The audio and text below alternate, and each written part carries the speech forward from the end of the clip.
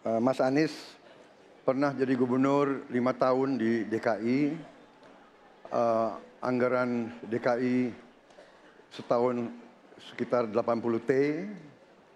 Jumlah penduduk Indonesia DKI 10 juta kira-kira kurang lebih.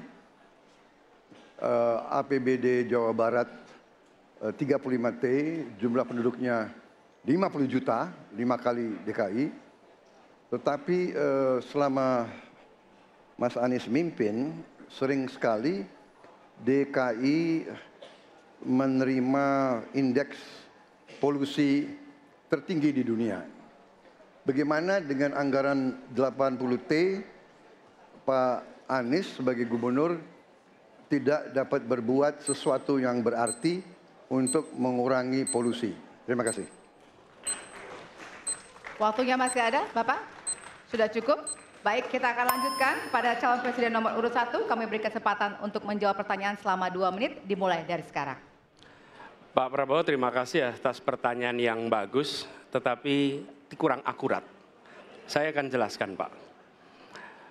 Ketika satu daerah mengatakan di tempat kami tidak ada COVID, di tempat kami COVID banyak, lalu yang tidak ada COVID kami tanya, kenapa tidak ada COVID? Nah, kami nggak punya alat testing, Pak. Karena tidak punya alat testing, maka tidak ada COVID. Yang punya alat testing, maka ada COVID. Okay? Saya tidak tanya COVID, saya tanya polusi. Boleh saya selesaikan dulu? Ya. Jadi, apa yang terjadi? Di Jakarta kami memasang alat pemantau polusi udara. Bila masalah polusi udara itu bersumber dari dalam kota Jakarta, maka hari ini, besok, minggu depan konsisten selalu akan kotor. Tapi apa yang terjadi? Ada hari di mana kita bersih, ada hari di mana kita kotor. Ada masa minggu pagi, Jagakarsa sangat kotor. Apa yang terjadi? Polusi udara tak punya KTP. Angin tak ada KTP-nya.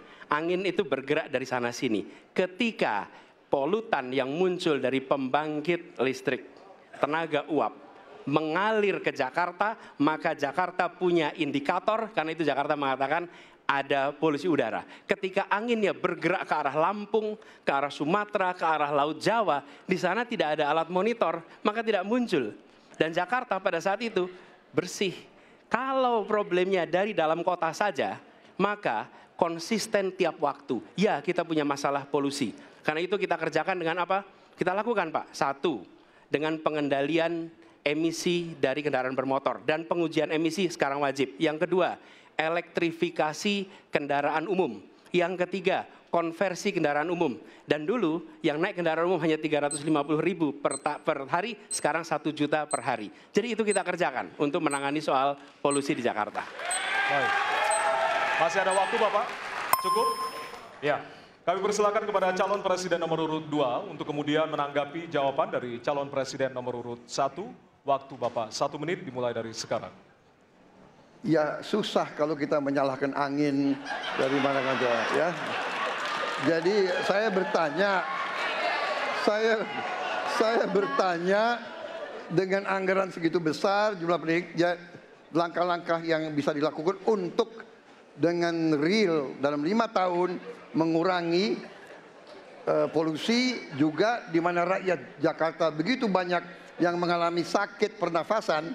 Jadi saya kira kalau kita dengan gampang menyalahkan angin, hujan dan sebagainya, ya mungkin tidak perlu ada pemerintahan kalau begitu, ya.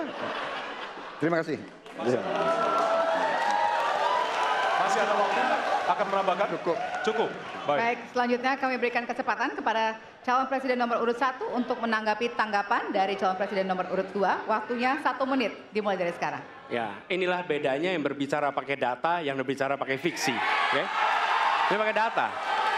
Jadi ketika ditunjukkan, ya memang ada sumber polutan dari dalam kota. Tapi kalau sumber polutan itu hanya dari dalam kota, maka Pak pakai logika sederhana sekali. Jumlah motor dari hari ke hari sama, jumlah mobil dari hari ke hari sama. Maka harusnya angka polusinya sama setiap waktu. Betul tidak? Tapi jumlah motor sama, jumlah mobil sama, ada kita sangat polusi. Ada sisi sangat tidak polusi. Nanti kalau perlu saya kirimkan gambar satelitnya kepada Bapak. Supaya Bapak bisa menyaksikan Dan inilah mengapa kita mengambil langkah itu pakai ilmu pengetahuan, pakai data, dan menggunakan saintis untuk terlibat. Kalau tidak pakai itu, maka nggak akan ada langkah yang benar. Dan ini kemudian saya teruskan, Pak, bagaimana pengendalian itu dikerjakan untuk dalam Jakarta. Jika saya terpilih presiden, maka yang luar Jakarta saya kendalikan juga, Pak. Baik. Terima kasih. Ya, dan selanjutnya kami akan beri kesempatan bertanya yang tentunya akan diberikan kepada calon presiden nomor urut 3 untuk bertanya ke calon presiden nomor urut 2. Waktu Bapak 1 menit dimulai dari sekarang. Izinkan saya harus membaca data untuk mengingatkan. Pak Prabowo, karena nomor 2 saya pertanyaannya 2. Ada 12 kasus pelanggaran HAM berat yang sudah dikeluarkan mulai dari peristiwa 65, penembakan misterius, Talang Sari, penghilangan paksa sampai Wamena. Dan saya ingatkan tahun 2009, DPR sudah mengeluarkan 4 rekomendasi pada saat itu kepada Presiden. 1, membentuk pengadilan HAM ad hoc. Yang kedua, menemukan 13 korban penghilangan paksa. Yang keempat, memberikan kompensasi dan pemulihan. Dan yang keempat, meratifikasi konvensi anti penghilangan paksa sebagai upaya pencegahan. Pertanyaan saja 2. Kalau Bapak ada di situ, apakah akan membuat pengadilan HAM dan membereskan rekomendasi DPR? Pertanyaan kedua, di luar sana menunggu banyak ibu-ibu, apakah Bapak bisa membantu menemukan di mana kuburnya yang hilang agar mereka bisa berziarah? Saya persilakan.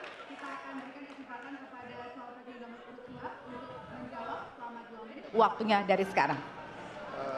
Pak Ganjar tadi justru Anda sebut tahun 2009 kan? Ya. Jadi sekian tahun yang lalu kan? Betul. Dan masalah ini ditangani justru oleh wakil presiden Anda. Ya. Ya. Jadi apalagi mau ditanya kepada saya? Saya sudah menjawab berkali-kali, ada rekam digitalnya. Saya sudah jawab berkali-kali. Tiap 5 tahun kalau polling saya naik, ditanya lagi soal itu.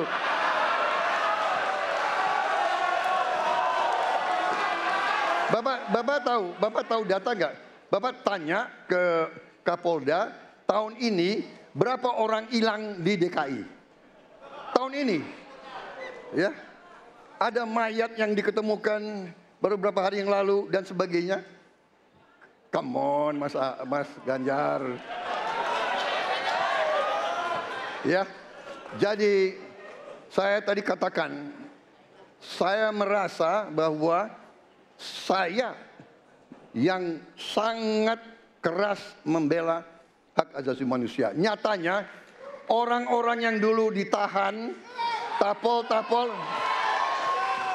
yang katanya saya culik, sekarang ada di pihak saya membela saya, saudara sekalian.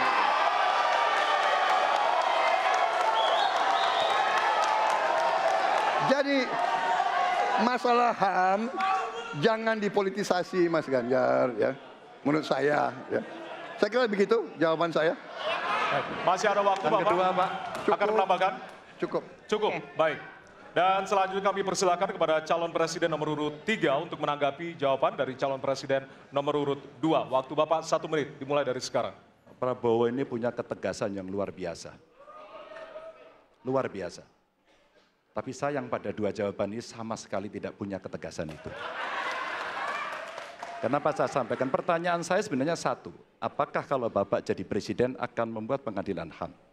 Pertanyaan nomor kedua, apakah Bapak bisa menemukan, menunjukkan, membantu pada keluarga agar kemudian mereka bisa berziarah? 2 ini sama-sama tidak dijawab. Maka kalau kemudian saya boleh meminta, kalau saya jadi presiden, Pak, saya akan bereskan ini, Pak. Agar kemudian dalam kontestasi pilpres berikutnya, ini tidak akan muncul lagi karena presidennya tegas menuntaskan pekerjaan itu pada eranya. Terima kasih. Waktunya masih ada, Bapak? Cukup. Cukup. Baik, kita berikan kesempatan kepada calon presiden nomor urut 2 untuk menanggapi tanggapan dari calon presiden nomor urut 3. Waktunya 1 menit dari sekarang. Loh, kok dibilang saya tidak tegas? Saya tegas akan menegakkan hak asasi manusia. masalah yang Bapak tanyakan agak tendensius. Kenapa yang 13 orang hilang pada saat itu ditanya kepada saya? Itu tendensius Pak Ganjar, ya. Itu tendensius. Dan wakil Bapak yang mengurus ini selama ini. Jadi kalau memang keputusannya mengadakan pengadilan HAM, ya kita adakan pengadilan HAM. Nggak ada masalah. Ya. Baik. Sudah Pak? Masih ada waktunya waktu? Pak? Sudah cukup Ya. Pak Prabowo? Namanya usaha. Terima kasih. Sudah cukup? Baik. Oke. Ya. Dan Harap selanjutnya tenang. kita akan menuju ke pertanyaan dan kali ini kesempatan bertanya akan diberikan kepada calon presiden nomor urut 1 untuk kemudian bertanya kepada calon presiden nomor urut 3. Waktu Bapak 1 menit dimulai dari sekarang. Ada dua peristiwa yang menarik perhatian dan perlu kita bahas di sini. Peristiwa Kanjuruhan dan peristiwa kilometer 50.